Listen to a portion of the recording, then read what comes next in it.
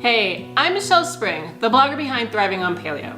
In 2006, after not seeming to recover after my second Ironman triathlon, I got diagnosed with hypothyroidism. My doctor diagnosed me with that, put me on levothyroxine, and sent me on my merry way. Unfortunately, over the next 8 years, my symptoms never really went away, and I just kept on having them, and it was really frustrating. I would go to my doctor all the time and say, I'm still tired, or I still feel really cold, or my hair's still falling out, and all of these things, and my doctor would just say, I'm sorry, there's nothing else we can do. Medication is the only thing we can do for you.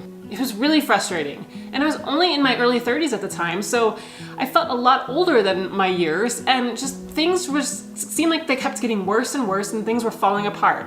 Eventually, my oldest son, Nathan, came down with random allergies to cinnamon and walnuts when he was only a year and a half, and we realized it was after going on antibiotics several times. So we put him on a grain-free diet, which was new to us at the time. It's something that we had never tried. And after seeing success with him and some success with me, we decided to go paleo. But unfortunately, I would still have beer and pizza one night and a muffin every so often too. So I'd have little bits of gluten and not paleo foods every so often. And eventually in 2014, I started to get so tired and so sick all the time that I knew something had to change. I went to go work with a functional medicine practitioner and learned that I actually had 2 autoimmune diseases, Hashimoto's thyroiditis and celiac disease. So the celiac disease explained why the gluten was sending me off into a tizzy, and the Hashimoto's was actually the autoimmune disease that I've had the entire time that had gotten diagnosed as hypothyroidism. But the difference between the two is that one can actually be put into remission and the disease activity stopped. So with the help of my functional medicine practitioner, I went on to the autoimmune paleo protocol for several months, and then I started to reintroduce foods, and eventually I got back to full-on straight paleo with no cheating whatsoever. And in this period of time, I felt better then than I had in over 15 years. And at the time of this recording, I am now 41, and I feel better now than I did when I was 25. It's not to say that I continue to eat strict paleo and I'm perfect all the time, because I'm not. You can see all of my struggles on my vlog, and I do try to detail them in my blog as well.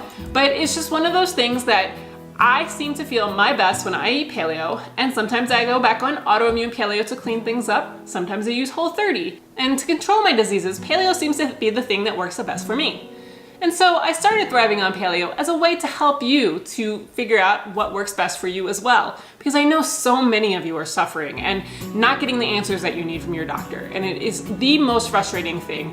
It breaks my heart to hear a lot of your stories and how doctors completely disregard any ideas of diet or lifestyle helping you with your disease. But please just have an open mind and try it for yourself and see if you feel better, because trust me, there are ways to get around just having to take medication and just living a life where you feel so frustrated and feel like there's no options. I hope my videos, my blog posts, and anything else I create really help you, and feel free to ask any questions at any time, because it really makes me happy to make others feel better. And that's what I want to do for you. So thank you so much for being here, and I'm really looking forward to getting to know you.